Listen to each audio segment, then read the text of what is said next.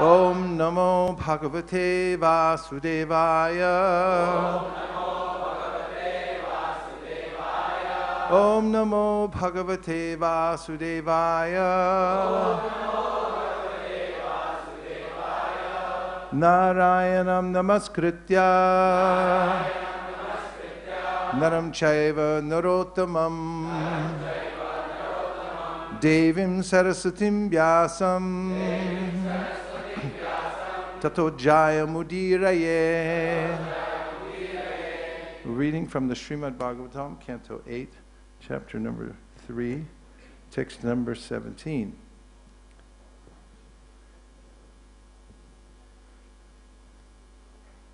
Mādṛk prapanna-paśu-pāśa-vimokṣaṇāya.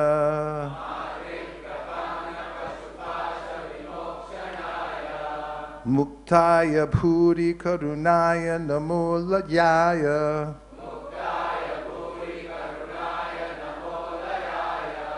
svāṁśena sarva-tanu-bṛṛ-manasi pratīta.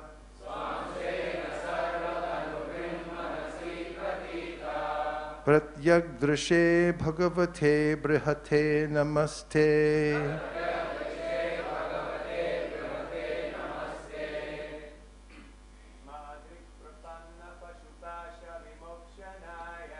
Mādṛk prapanna-paśu-pāśa-vimokṣaṇāya.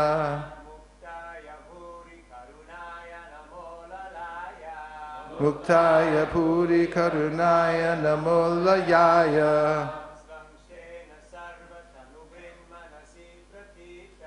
svāṁśena sarva-tanu-bṛṛ-manasi pratīta.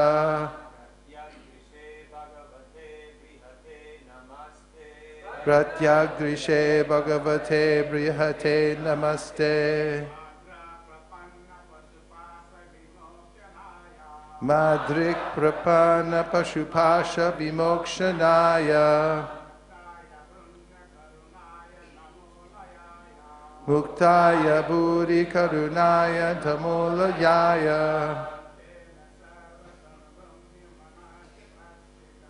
svāṁśena sarva-tanu-bṛṛ-manasi pratīta. pratyag-dṛśe bhagavate bṛhate. Vaishnavis,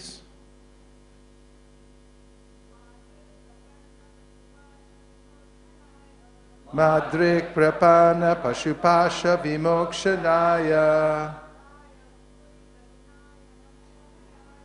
muktāya bhūri-karuṇāya namo layāya. svāṁśena sarva-tanu-bṛṛ-manasi pratīta. pratyag-dṛśe bhagavate bṛhate namaste.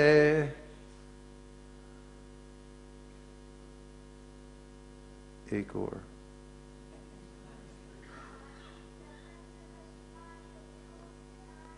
Mādṛk prapanna-paśu-pāśa-vimokṣaṇāya. muktāya bhūri-karuṇāya namo layāya. svāṁśena sarva-tanu-bṛṛ-manasi pratīta. pratyag-dṛśe bhagavate bṛhate namaste. Mādṛk, like me. Prapanna, surrendered. Paśu, an animal. Pāśa, from entanglement. Vimokṣaṇāya, unto he who releases. Muktāya, unto the Supreme, who is untouched by the contamination of material nature. Bhūri-karuṇāya, bhūri-karuṇāya, who are unlimitedly merciful. Namaha, I offer my respectful obeisances. Layāya, who are never inattentive or idle. for the purpose of my deliverance. Svāṁśena, by your partial feature as Paramātmā. Sarva, of all, tanu-bṛhate, the living entities, embodied in material nature, manasi, in the mind, pratīta, who are acknowledged, pratyag-dṛśe, as the direct observer of all activities, bhagavate, unto the Supreme Personality of Godhead, bṛhate, who are unlimited, namo, I offer my respectful obeisances, te, unto you. Translation: since an animal such as I has surrendered unto you, who are supremely liberated, certainly you will release me from this dangerous position. Indeed, being extremely merciful, you incessantly try to deliver me. By your partial feature as Paramātmā, you are situated in the hearts of all embodied beings. You are celebrated as direct transcendental knowledge, and you are unlimited. I offer my respectful obeisances unto you, the Supreme Personality of Godhead. Would you like to repeat? No. Yes? Okay. Since an animal such as I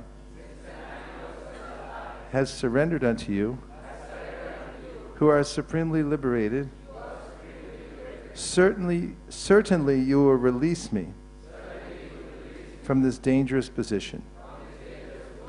Indeed, being extremely merciful, you incessantly try to deliver me.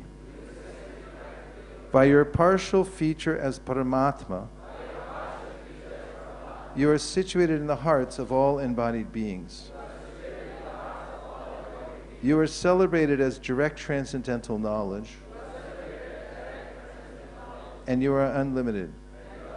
I offer my respectful obeisances unto you, the Supreme Personality of Godhead. Purport by His Divine Grace A.C. Bhaktivedanta Swami Prabhupada. Srila Prabhupada ki. The words bṛhate namaste have been explained by Srila Vishwanath Chakravarti Thakur. Bṛhate Sri Krishnāya. The Supreme Personality of Godhead is Krishna. There are many tattvas, such as Vishnu tattva, Jiva tattva, and Shakti tattva. But above everything is the Vishnu tattva, which is all-pervading. This all-pervading feature of the Supreme Personality of Godhead is explained in Bhagavad Gita 4.2, wherein the Lord says, Atava bahunaitena kim yatena tavarjuna vishtabhyaham idam kritsnam ekam shena stato jagat. But what need is there, Arjuna, for all this detailed knowledge? With a single fragment of myself, I pervade and support this entire universe.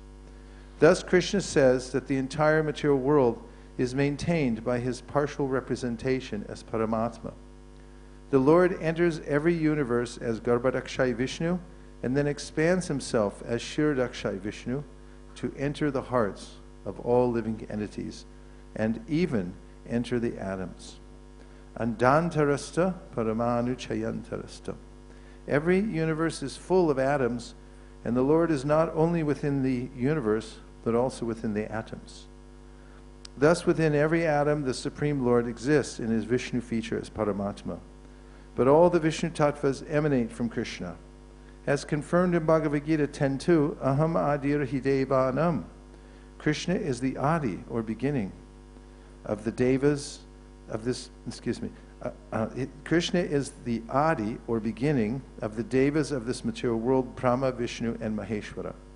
Therefore, he is described here as bhagavate bṛhate. Everyone is Bhagavan, everyone possesses opulence, but Krishna is Brihan Bhagavan. What's Krishna? Brihan Bhagavan, the possessor of unlimited opulence. Ishvara Parama Krishna. Krishna is the origin of everyone. Aham sarvasya prabhavaha. Even Brahma, Vishnu, and Maheshwara come from Krishna. Mata paratanam nanya kinchidasti dhananjaya. There is no personality superior to Krishna. Therefore, Vishwanath Chakravarti Thakur says that bhagavate bṛhate means unto Sri Krishna. In this material world, everyone is a paśu, an animal, because of the bodily conception of life. Yasyatma buddhi kunapetra dhatuke sadhi kalatradi shubhauma ijyati yatirta buddhi salilena karichij janishu abhikeshu saeva gokaraha. A human being who identifies the body made of three elements as the self, who considers the byproducts of the body to be his kinsmen, who considers the land of his birth to be worshipable, and who goes to a place of pilgrimage simply to bathe, rather than to meet men of transcendental knowledge there, is to be considered like a cow or an ass. Bhagavatam 10:84-13. Practically, everyone therefore is a paśu, an animal, and everyone is attacked by the crocodile of material existence. Not only the king of the elephants, but every one of us is being attacked by the crocodile and is suffering the consequences. Only Krishna can deliver us from this material existence. Indeed, he is always trying to deliver us. Ishvara sarva-bhutanam hridaya tishtati. He is within our hearts and is not at all inattentive. His only aim is to deliver us from material life. It is not that he becomes attentive to us only when we offer prayers to him. Even before we offer our prayers, he incessantly tries to deliver us. He is never lazy in regard to our deliverance. Therefore, this verse says, bhūri-karuṇāya namo layāya. It is the causeless mercy of the Supreme Lord that he always tries to bring us back home, back to Godhead. God is liberated, and he tries to make us liberated, but although he is constantly trying, we refuse to accept his instructions. Sarva-tanu-bhṛn-manasi pratyag-dṛśe mām-ekam sharanam vraja. Nonetheless, he has not become angry. Therefore, he is described here as bhūri-karuṇāya, unlimitedly merciful in delivering us from the miserable material condition of life and taking us back home, back to Godhead. Om ajnana-timirandasya jnananjana shalakaya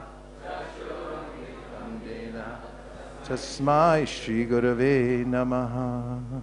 Shri Chaitanya manobhishtam stapitam nena bhutale Swayam Rupa Kadahmayam Tadati Swapadantikam Vandeham Sri Guru Sri Yuta Padakamalam Sri Gurun Vaishnavamscha Sri Rupa Sagrajatam Sahagana Raghunatam Vitam Tam Sajivam Sadvaitam Sadvatutam Parijana Sahitam Krishna Chaitanya Devam Sri Radha Krishna Padan Sahagana Lalita Shivishakhan Vitamscha. Hey Krishna Karuna Sindho Dinabandho Jagatpate Gopesha Gopika Kanta Radha Kanta Namostute Tapta Kanchana Gaurangi Radhe Vrindavaneshwari Vrishabhanu Sute Devi Pranamami Hari Priye Vansha Kalpatarubhyascha Kripa Sindhubhya Evacha Patitanam Pavanebhyo Vaishnavebhyo Namo Namaha. Jaya Shri Krishna Chaitanya Prabhu Nityananda Sri Advaita Gadadhara Srivasadi Gaura Bhaktivinoda. Hare Krishna Krishna Krishna Hare Hare Hare Rama Rama Rama Hare Hare. mādṛk prapanna-paśu-pāśa-vimokṣaṇāya muktāya bhūri-karuṇāya namo layāya svāṁśena sarva-tanu-bṛṛn-manasi pratīta pratyag-dṛśe bhagavate bṛhate namaste. Since an animal such as I has surrendered unto you, who are supremely liberated, certainly you will release me from this dangerous position. Indeed, being extremely merciful, you incessantly try to deliver me. By your partial feature as Paramātmā, you are situated in the hearts of all embodied beings. You are celebrated as direct transcendental knowledge, and you are unlimited. I offer my respectful obeisances unto you.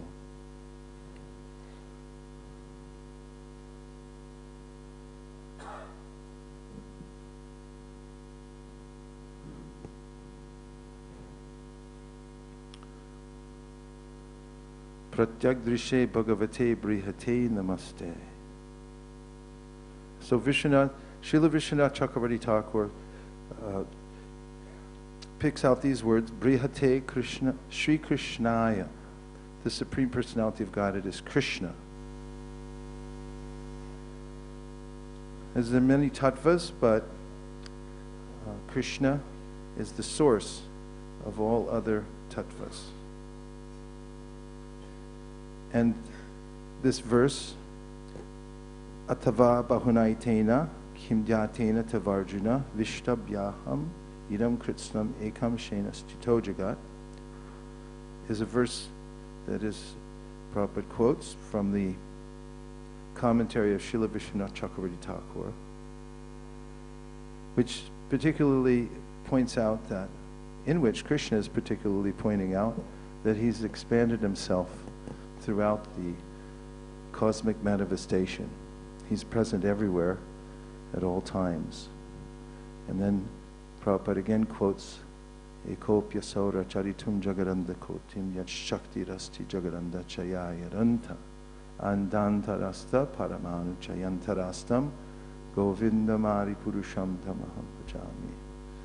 That this Supreme Lord has expanded himself into everyone's heart, into every particle in the universe. Andantarasta paramanu. Even paramanu, even within the tiny particles of the universe, he's entered.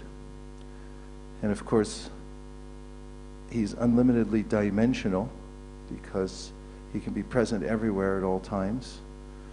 And he's fully conscious of the activities of every living entity. As he says in Bhagavad Gita, Vedaham samatitani vartamanani charjuna vapishani chabhutani lam tu vedana kashtana.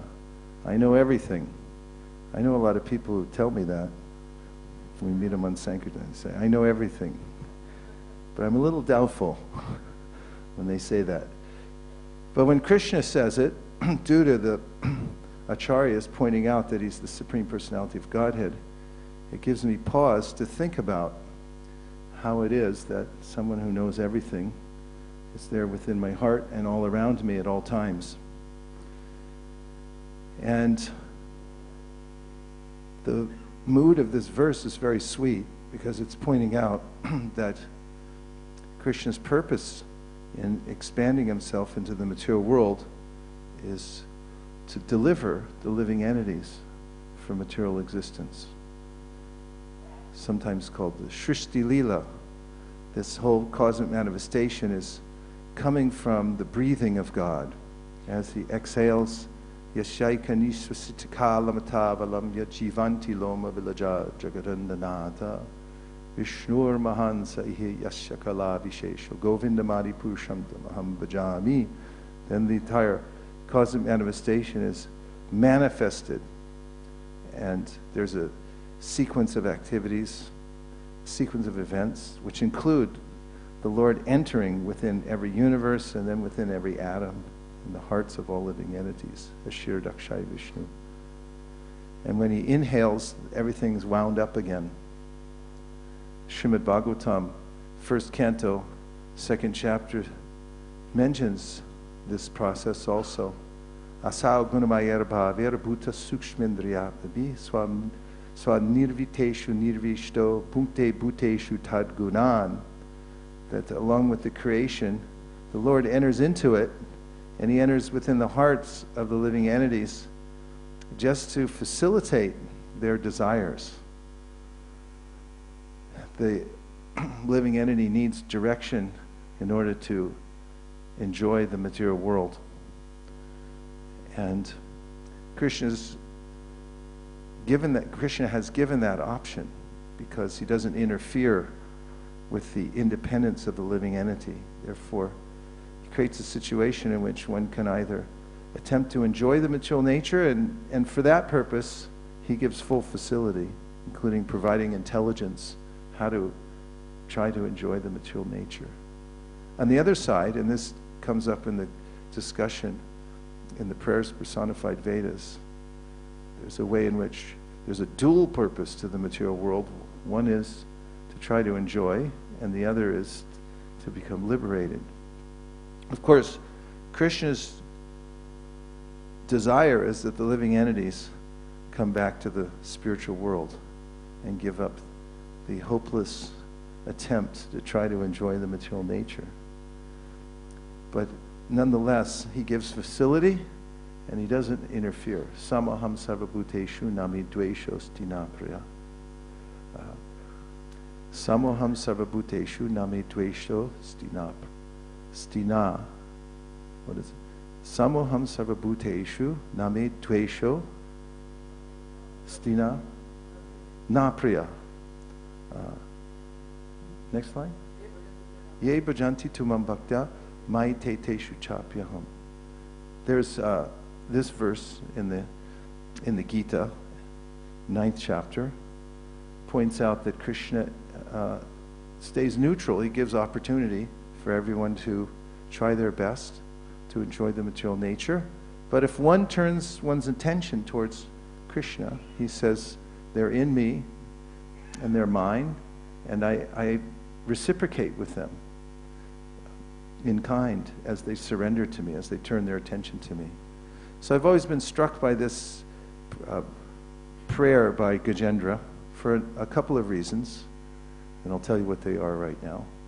One of them is the idea of him having a crocodile on his leg. And Prabhupada points out that everyone's in this same situation. The imagery of a crocodile on one's leg just seems so bizarre. But these kinds of things happen in the material world just when you think everything's going to turn out all right. And you forget for a second that you're not the supreme enjoyer. Well, you never do, but I do. And then suddenly a crocodile attaches himself to your leg, and then you have to deal with it. Eventually, everyone has to deal with that situation. And then we see that in this pastime of Gajendra, Gajendra turns to prayer. Of course, in the beginning, he's not even sure who he's praying to. But in his last life, he was Indradumna Maharaj. He offended a sage. Practically all the events of the Bhagavatam are moved along. In fact, I could probably say all of them are moved on by curses by sages. So this one too. And Indradumna Maharaj was cursed by a sage because he didn't treat the sage properly, and the sage cursed him and said, "You're so uncaring, you should become like a dumb elephant in your next life." And he did. But he, in this juncture, when he was in great distress with a crocodile on his leg, remembered prayers that he sang in his last life. He diligently repeated prayers, just like all of you were repeating the Brahma Samhita earlier. Prabhupada mentions that this is an intelligent thing to do in this life, to practice reciting some Vedic hymns. Especially he mentions the Brahma Samhita or the Nishringa Stotram and so forth. Because he said, if any of my disciples somehow or other become animals in their next life, by dint of their practicing in the previous life, these prayers, they'll, just like Gajendra, remember them and be able to utilize them. And Gajendra remembered them, and he called out to the Lord. And at first, the demigods heard the vibration, and then they realized that it wasn't for them. It was actually for the Supreme. And the Lord heard the prayers of Gajendra and came to deliver him. But Gajendra at first wasn't aware of the Supreme Personality of Godhead. He was just aware of his intense need to cry out to the Lord.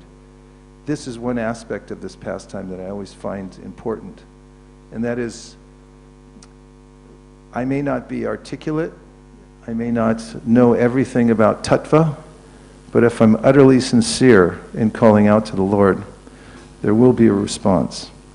Krishna responds to the living entity's need and the intensity of his desire.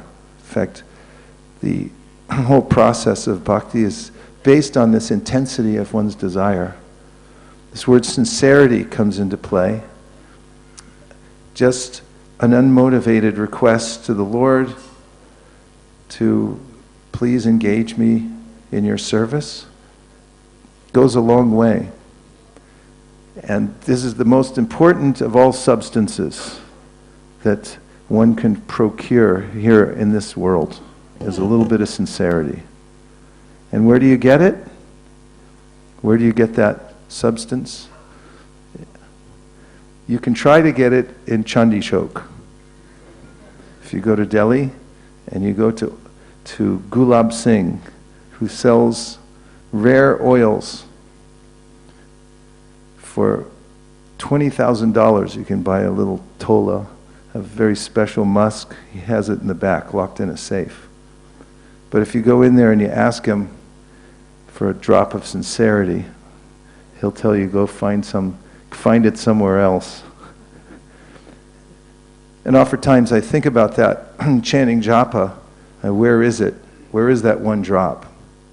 It's just amazing if one could find even a trace of that drop, that one could chant with some sincerity, a purpose like Gajendra has in this section of the Bhagavatam.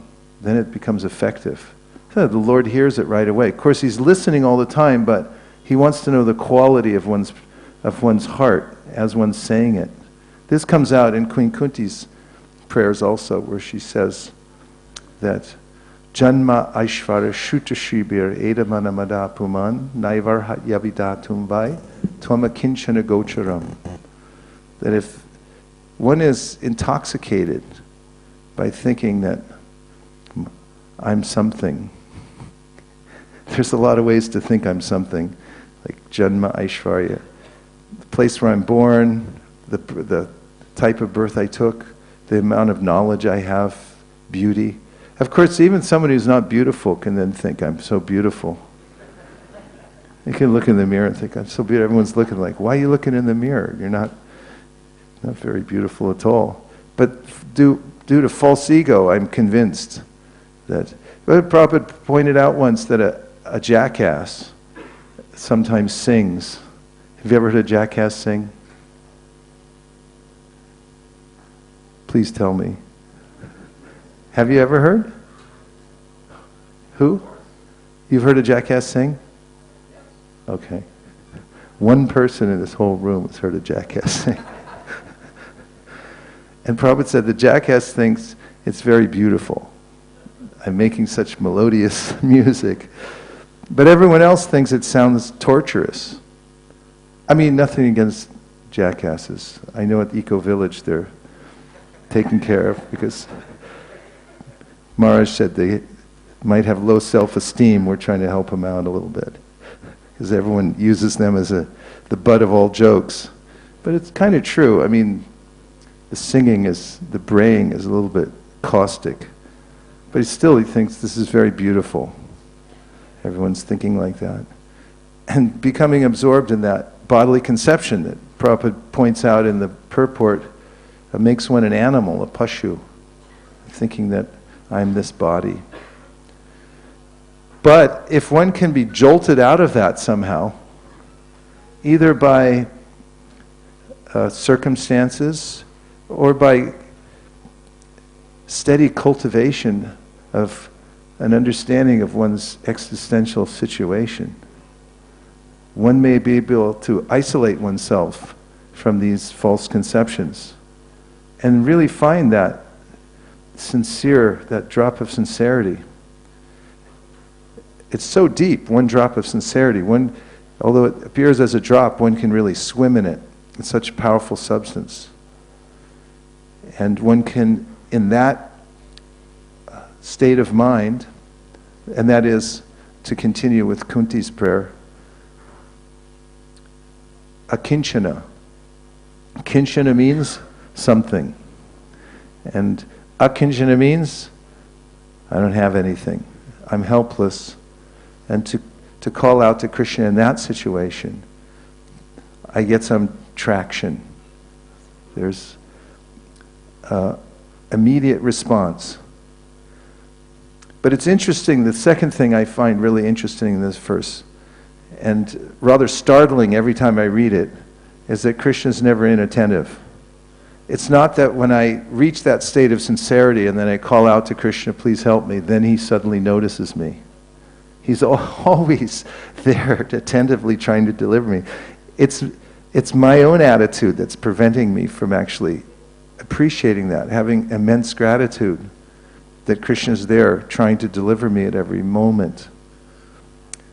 And this point about Krishna never being lazy, it's rather touching, isn't it? Do you find it touching? That Krishna's he's so compassionate. As Gajendra is saying here, he's the essence of all mercy, the most merciful person, and he's always trying to deliver me. And then, because of my inattention to his mercy, I distract myself, and I also become full of fear. The Bhagavatam says, when I don't swim in gratitude for Krishna's mercy, I don't realize that at every second he actually is with me, he's there within the heart, and he is giving me everything that I need, then I become full of fear. Bhayam dvitiya abhinibeshata syat. Just that, in that consciousness that I'm separate from Krishna. And that means not taking complete shelter of Krishna at every moment. Then I become fearful about my situation and about the future.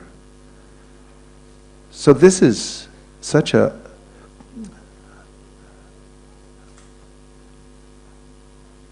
important reminder that Krishna's there attentively trying to deliver me. And then this morning when I read this verse, I thought about how Krishnadas Kaviraj Goswami says, Siddhanta Bhulaya Chitana Kara Alash. This verse from the Sri Chaitanya Charitamrita says that one should not be, the practitioner shouldn't be lazy. Alash, don't be lazy. Kaviraj Goswami says, in discovering the truth about Krishna, Siddhanta Bhulaya Chitana Kara Alash. Don't be lazy in discussing Siddhanta to try to come to understand Krishna. So Krishna's there attentively trying to deliver me, and the acharyas recommend that I turn my full attention towards Krishna and try to understand him. And by doing that, I can see that Krishna's not far away. I'm not separated from Krishna by distance at all, only by consciousness. The moment that I amend my attitude and I feel helpless, akinchana, then I can experience Krishna's guidance and mercy, coming from within the heart, coming from external sources as well, all around me. There's never any separation. Krishna's always mercifully trying to deliver me. So those are a couple of thoughts from this verse, and now we'll take some reflections. And to make a distinction, a reflection is not a question. A question has a question mark at the end and requires me to answer it. But a reflection means anything you heard, a concept, a word, a phrase that stuck in your mind, that seemed helpful or meaningful to you, that you can repeat back, just so we can sort of get a composite of what we heard as a group. Because this is a kind of sankirtan. We're in this together. I'm reading, speaking a few words, and then all of you are hearing. And then when you speak it back, it amplifies some of the meanings that are within the verse and the discussion. Is that clear? Everybody knows that a reflection doesn't have a question mark at the end? Okay, let's try it. Do we have a microphone we can pass around? Okay, so reflect. Just tell me one thing that you heard that's stuck in your mind. When you walk out of here today and someone grabs you by the arm saying, what was that guy talking about in there? What you'll tell them, right behind you. There you go. Prabhu, the reflection you inspired in hearing you speak on this verse is that we often hear how self-reflection and the opportunity for self-realization is the special opportunity of the human form of life. And yet, Krishna is so attentive and insistent on delivering us that even if somehow or other our karma is such that we are destined to take birth in animal form, still that opportunity remains with the impression that we have created by the repetition of prayers and the cultivation of devotion in the human form of life in which that opportunity was offered. And Krishna remains with us, looking for opportunities to stir somehow, even in our animal life, this remembrance of Him. Are you a writer? Yes. You're very articulate, I could tell. Thank you very much.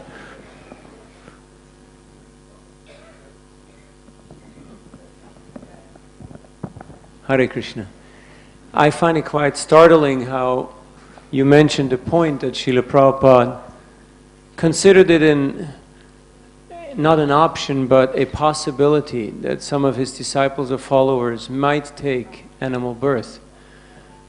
But at the same time he was giving this option, as Prabhu was mentioning, that by reciting and memorizing these hymns and prayers there would be an opportunity for deliverance, and how it ties in with the tendency of the living entity, the conditioned living entity, to become lazy and procrastinate, to loiter, to hang around here in the material world. Even sometimes as initiated devotees or practicing devotees, that tendency can become strong and one can become captured by material energy. But still there is hope, so I found that interesting. What was the first point you made? That Srila Prabhupada, he mentioned that room that there is a possibility. That Prabhupada was very scientific about the way he was scientific. He spoke according to Shastra. I remember I attended the funeral for my grandmother in Detroit, Michigan. And she was a chef. And I went to the church that she attended, and the priest during the ceremony was saying, oh, she's in a better place right now. And I was wondering about whether she was or not, due to her occupation. She wasn't a vegetarian either. But he just sort of made a blanket statement that seemed to be not based on any real Shastra. It's just a sort of a sentiment. And notice that Prabhupada didn't do that. Even when he wrote the letter to Jayananda, when Jayananda passed away, he scientifically laid it out. He said, if you were remembering Krishna at the time when you left this body, then you went back to him. If not, then you went to the higher planetary systems, and you'd live for some time, then come back down, take it up again. He didn't make impractical, imprecise statements based out of sentiment to make everyone feel better, which is reassuring because it's a science. Yeah, and also you brought up the point about, what was the second thing you said? Getting lazy and loitering. Yeah, about laziness and loitering in the material world. Oh, right. Yeah, because you had mentioned to me earlier about procrastination. Just there is a case for being lazy, but we call it. This is what we call it: applied procrastination. Because this could be a course in one of the major universities. What are you studying? What's your PhD in? Applied procrastination. So the way I was thinking about that, first I'll say that one of the devotees in our congregation is a very talented person. Her mother is also very talented, and her mother is an expert at growing orchids, beautiful flower orchid. And once her daughter, Jamuna, told me that her secret in growing orchids is tender, loving neglect. And then I was thinking about this 10th offense in chanting the holy name of the Lord, which is to maintain material attachments, very much related to this, the thread that we're in. Maintain material attachments even after understanding so many instructions on the matter. And what to do about that. And then I thought about maintenance, because sometimes I get lazy about maintenance. If you get lazy about maintenance, what happens? Things fall apart. Like cleaning your house. What if you get lazy about that? Anyone? You got to work with me on this. What happens? Does it ever happen to anybody? Or just me? Like I get really busy sometimes, or all the time. And then, my room that I live in, I start to notice that it's getting more dust and things are getting a little disarray. I try to keep up with it as much as possible. Then at some point I'm so overwhelmed with work that I just it just lets go, and then I notice that it's really a mess.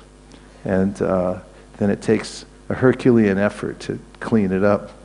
Maintenance is hard. You really got to be on it all the time. That's why Lord Vishnu is in charge of maintenance of the material world. Anybody can create or destroy. Well, not everyone can create. It does take some empowerment, but destroying, that's pretty easy. But maintenance, that's difficult. Isn't it? I need full consensus. Yes. That helps. That's the setup for the point I'm about to make, and that is maintaining material desires takes a lot of work, just as maintaining your cleanliness takes a lot of work. So just don't do it. That's the solution. Just neglect it. If you, like me, in any situation in your life, know how to procrastinate, then apply that procrastination to material desires and just say, I just won't do anything about it. That helps. Okay, so now some more reflections. Yes, Prabhu. Here it comes. Haribol Prabhu. So be right with one more reflection which I felt is when we amend our attitude, then and when we have akinchan mentality, then we can see the gratefulness of Krishna. When you amend your attitude. Prabhu, what does amend mean? What is the meaning?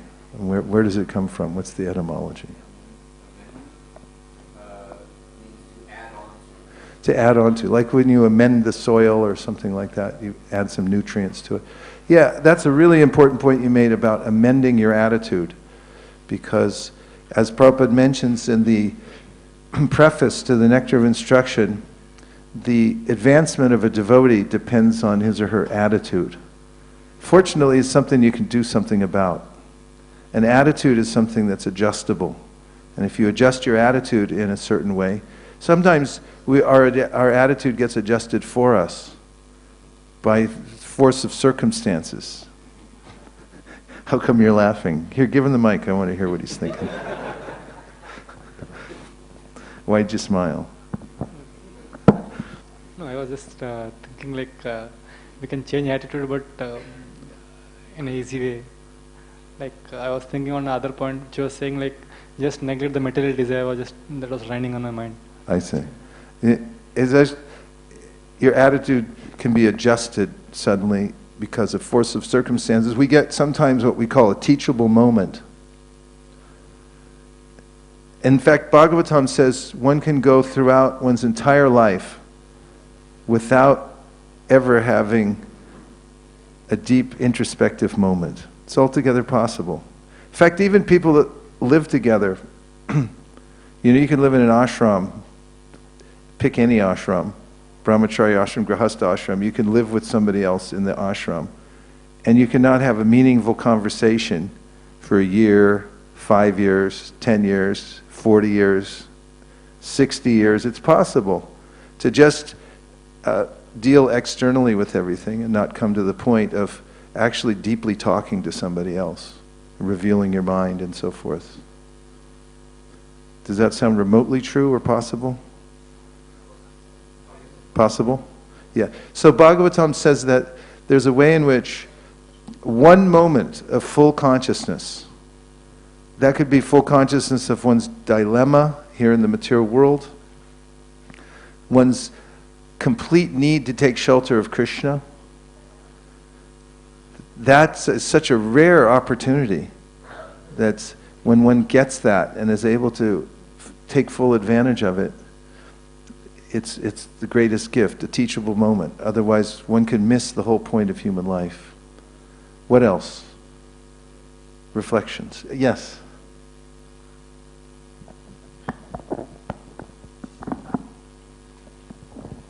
Lord Krishna in 9th chapter says, Maya adhakshana prakriti suyate sa characharam.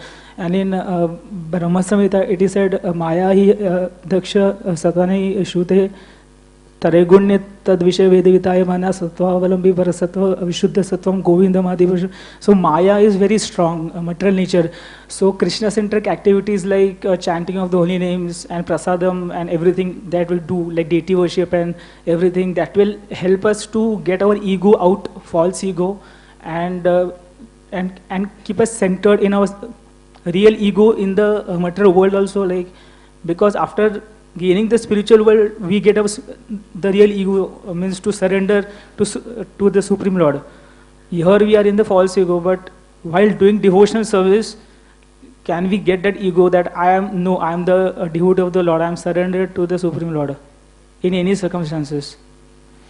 Jeev Krishna Das Vishwas Koleto Ardukonai. If you just have that orientation that I'm a servant of Krishna, then you don't have any more duk in your life, which I understand comes from a word in Sanskrit that has to do with the way an axle fits into a wheel. And when it's out of alignment, there's vibration, there's heat, could even be fire.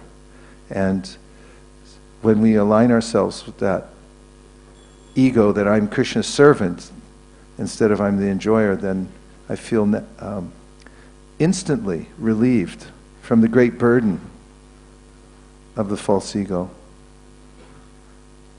Yes?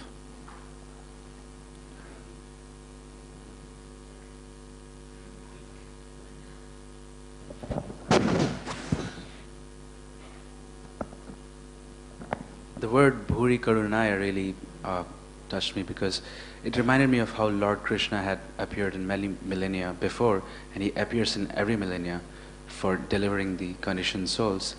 And in this age he has come as Lord Chaitanya and with Lord Nityananda, and the bhūri-karuna is right here in this age. So, yeah, one of the pastimes of Lord Chaitanya Mahaprabhu, he's called Vasudeva Amrita Prada. He delivered nectar to the leper Vasudeva. And in the story, Chaitanya Mahaprabhu was visiting Kurmakshetra. And there at Kurmakshetra, he spent time with Kurma, the Brahmin, who was very enthusiastic about Chaitanya Mahaprabhu's mission. And when Chaitanya Mahaprabhu was leaving, he wanted to go with him. Mahaprabhu told him, stay here and spread Krishna consciousness locally. And after Mahaprabhu left, word got out that he had visited Kurmakshetra, and a leper who was a pure devotee heard about him being there and immediately started to travel towards that place. And when he arrived, he found out that Mahaprabhu had already left. And being devastated, he fainted. And Mahaprabhu was already a long distance away and understood the plight of his devotee and came back to Kurmakshetra because he's there within everyone's heart. And he understood that this devotee needs me and has an intense desire to see me. So he came back and he embraced Vasudeva. And Vasudev's body was healed, and he also became a very beautiful devotee. And he asked Mahaprabhu, now what will I do? And Mahaprabhu told him to constantly chant Hare Krishna and to teach Krishna consciousness to others. And by doing that, he wouldn't fall into the illusion you were talking about, the power of the material nature. Which just reminds me, another point I was thinking about during these reflections. Yesterday, we were in Pune, and 130 devotees. We started our first monthly Sankirtan festival. That means one day a month, all the devotees in the whole community, especially kids from age 1 or even younger, up to 15, Matajis and working people who live outside, everybody, and the brahmacharis all come together on one day for a mass exodus, to all walk out the door at the same time, to go out to distribute books and prasadam and the holy names around town. You can't have any more fun than that in life. So we did that yesterday. 130 devotees went out together from Pune, and we sent out 10 groups to various places around the city. And the devotees got such a revelation by approaching people and showing them Srila Prabhupada's books, relating to the Kurma Brahman, how Sri Chaitanya Mahaprabhu told him that you can stay in this consciousness of dependence on me by going and teaching Krishna consciousness to others. So these two things, he said, to cultivate this hearing and chanting, and to go out and teach it to others. And there's a way in which Krishna says in the Bhagavad Gita, Atmaupam yena sarvatra samam pashyati arjuna sukham va yariva dukham sa yogi paramo mataha. The yogi, the topmost yogi, is the yogi who has compassion for others. And we find when the devotees go out to distribute Krishna consciousness, hand to hand, meeting people, that they start to develop this compassion, even if they don't have it. Like yesterday, one of our devotees, we had a session after everyone went out for 3-4 hours. We all met back, had prasadam, and then we shared what some of the experiences the devotees were. One of the devotees had met somebody who was illiterate, and then felt really bad that person couldn't read Prabhupada's books. So he suggested that we start a literacy program and that people could learn to read by reading Prabhupada's books and so forth.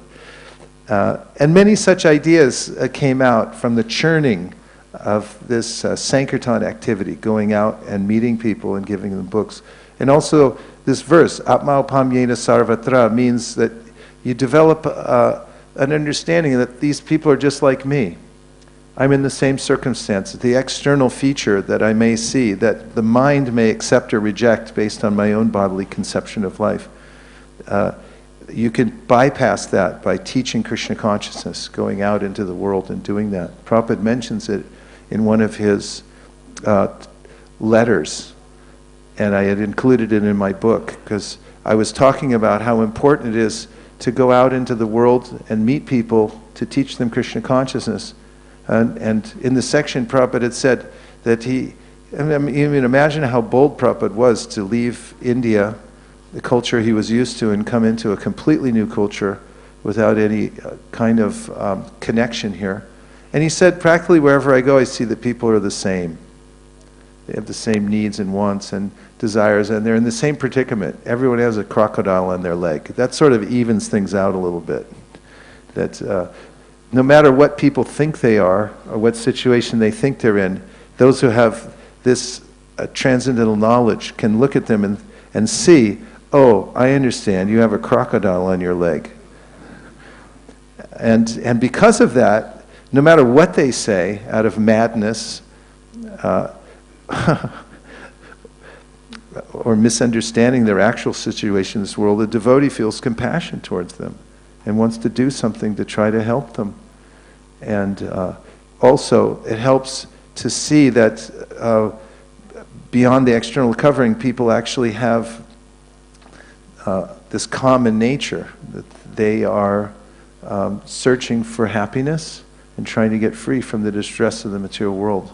Yesterday, we met a lot of interesting people, some that really struck me. One was, I was talking to an older Muslim man, and he didn't speak English, so one of the devotees was helping translate for me as I was talking to him. And then a younger Muslim man who seemed afraid that I might be trying to introduce something that was not directly connected to the Quran to this person, came over to, at first, sort of politely intervene between me and this elderly gentleman. He was a young Muslim man. And we talked back and forth for some time. And during the talk, the translation was going on, and there was a lot of crosstalk. But the elderly Muslim man could understand the sincerity of purpose that we had in trying to present him something. And he also understood what his friend was trying to do. And in the middle of the conversation, the older man said, in his native language, he said, "No, I'll take it." He just said, "I'll take it." The younger man said, "What are you talking about? What do you mean?" You say, "No, I want it, I'll take it." And he just asserted himself and said that he wanted it. And I'm quite certain he didn't even know exactly what it was, but he felt the sincerity of the purpose on our side, the devotees who were trying to present to him. And seeing things like that made us realize that wherever there's that sincerity of purpose, it can break through these external considerations, the coverings that people develop by thinking, I am this body, I belong to a certain caste or creed or something like that. Now we have 10 minutes left. Were you about to say something? Okay. So now we'll just take a couple of questions. Hare Krishna. You were mentioning that there's a lot of cursing going on in the Bhagavatam, and I'm always a little puzzled about it because the sages are supposed to be on this Brahma-bhuta platform, self-satisfied. So why do they, or why do sometimes I have the tendency to get into this mentality? And what is the difference between mundane cursing or cursing that's actually beneficial? And do you consider it an option or an opportunity? Because sometimes people get closer to Krishna by curses, but sometimes not. So what is that? Pradyumna was saying the other day, Prabhupada's disciple Pradyumna, was this the Pandit? He was saying that all advancement comes from friction from the sadhus. and actually Prabhupada mentions how sadhus cut. They're the only ones who can. They're the ones who see what operation needs to be done, and they can cut. So it stands to reason that some cutting has to take place. And you see sometimes, I see floating across the internet, they have all these little images, sometimes people saving animals. They get tangled up in one of those plastic six-pack containers or something, some deer, and he can't get free, he's caught to a tree. Somebody comes over with a big knife and cuts him loose, and everyone, yay, you freed the animal. So he had to cut something. So the cutting words of a have a different quality than the cutting words of a materialist. A materialist Krishna says in the 11th canto of the Bhagavatam, has envy in his heart, and therefore when he speaks, it's like a spear that can actually wound another person, mortally wound them. But a devotee is different. In the commentary of the verse, Evam vrata swapriya namakirtya jatana rago jita chuta uchar, Madhvacharya says that there are many symptoms that pure devotees show externally, but some don't show any externally. They hold it back. But all sadhus show two qualities. One is steadiness in their service, and the other is called mukya prasadad, which means their speech is merciful. And because they're not envious, they have clean hearts. When they speak pointed words or cutting words, it's actually meant to free us from the material world. Whether we can do that or not depends on how empowered we are. Oftentimes, devotees might say, get angry at somebody, and then afterwards say, yeah, I was using that in Krishna's service. And you can either use your anger or lose your anger, but from what I've seen, generally it doesn't work that well in Kali Yuga. It should be very reserved. Most people need patience and tolerance and so forth. They learn more from that. And anger, if it's a really specific circumstance, and we're very sure that we're doing it for the right reason. For instance, have you ever received an email that annoyed you? Somebody wrote you an email that annoyed you. Who said yes? Did somebody say yes? Yes, thank you. Yes. I just want to make sure it's not just me. So every once in a while I get an email, it's like, wow, I oughta, and then I realize in that state of I oughta, there's another energy hanging over me at that moment. And if I am foolhardy enough to actually write back at that time, at that moment when I'm feeling that, it always turns out wrong. I always get the opposite result that I was looking for. It escalates in the wrong way. I've learned that from Sankirtan actually over the years, and that is that there's a disproportionate reaction, especially when you're going out to preach, if you become angry at somebody unnecessarily. If you're frustrated or if I'm fruitive in the way I'm presenting, and because of that reason I offend somebody, the result is disproportionate. And so there's, as Sri Dayananda Maharaj likes to say, the entire cosmos is a sensitivity training program. Cosmic sensitivity training.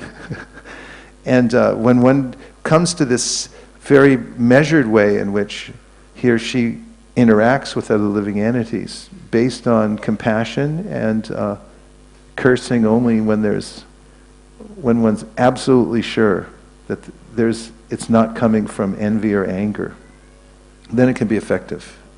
Imho, in my humble opinion. We have time for one more question. Yes.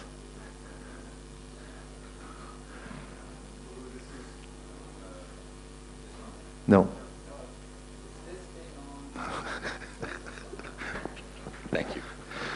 Prabhu, this isn't exactly a question, it's an amendment, which I hope you will use as a springboard. My definition of amendment was incomplete. I simply said it's adding something onto.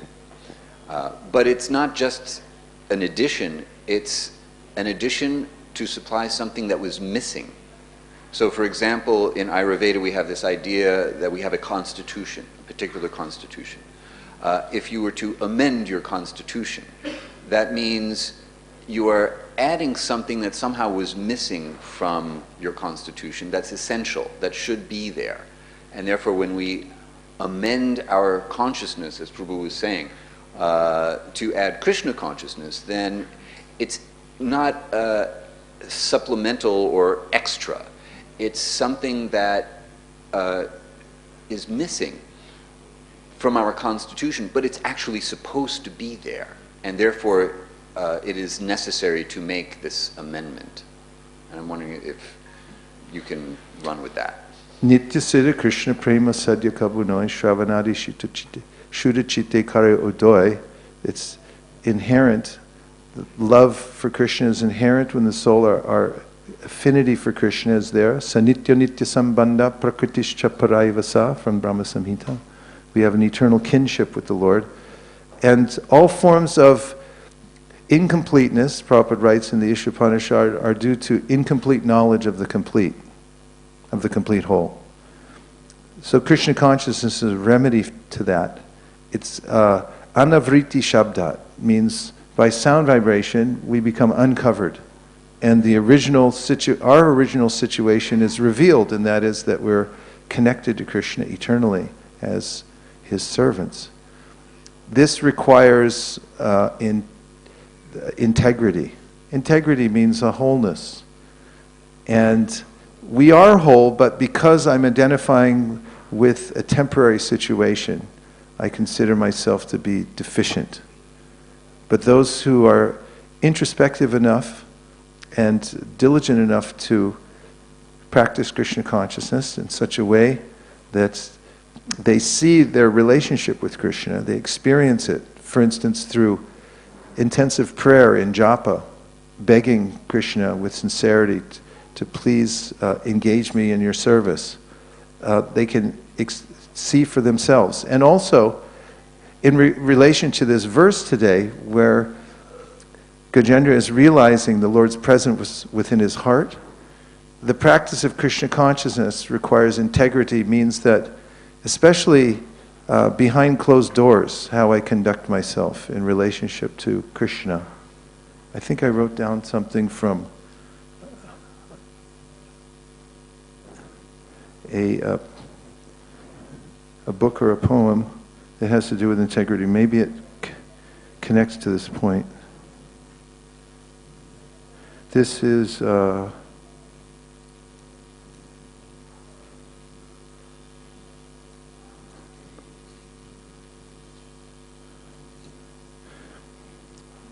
think this is from Charlotte Bronte. She wrote, "If all in the world hated you and believed you wicked, while your own conscious approval,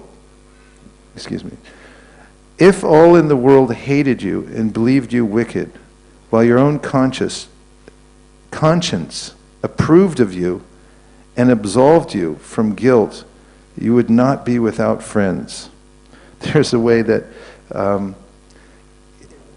by feeling one's relationship with Krishna through one's sincere endeavor, even when nobody else is watching, one begins to discover one's complete relationship with Krishna and discovers one's integrity. And I like to call spiritual self-esteem, when we actually realize that we have a relationship with Krishna and He's watching us at every moment.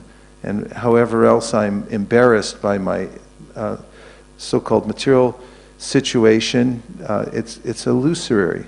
My real relationship is with Krishna.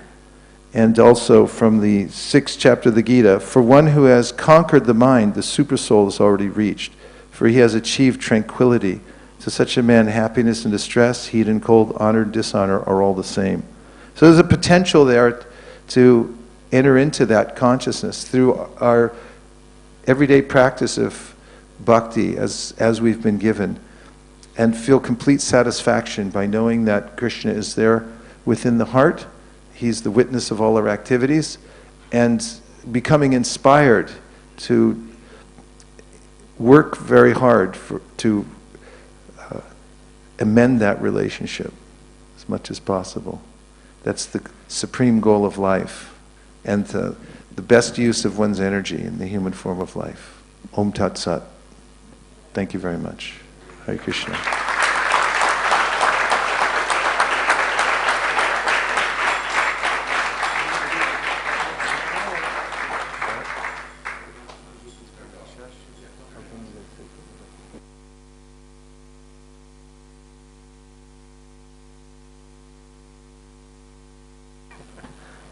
Hare Krishna. Thank you, Vaisesika Prabhu. So we'll have a small award ceremony for Bhakti Shastri graduates. Before that, I'd just like to introduce this book, Our Family Business. This is 45 years of experience in Practicing and Sharing Krishna Consciousness by Vaisesika Prabhu.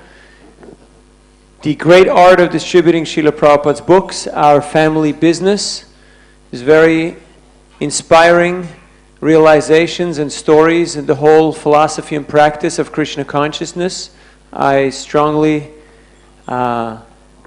wish that you would all get this book and read it. Prabhuji will sign them so you can get them right afterwards. It's a really captivating recount, many personal experiences and instructions that Prabhu received from Srila Prabhupada, and by studying and practicing Krishna Consciousness with the devotees. Thank you. Hare Krishna. By the way, it's not my book. I wrote it and I gave it to the BBT. You'll notice it's a BBT book. So I don't own the copyrights. I get nothing from it. I just wrote it because the senior devotees asked me to write it, and I felt that I needed the great austerity and punishment of trying to write something. So I did it and I gave it away, and now I'm tolerating being around it. Hare Krishna.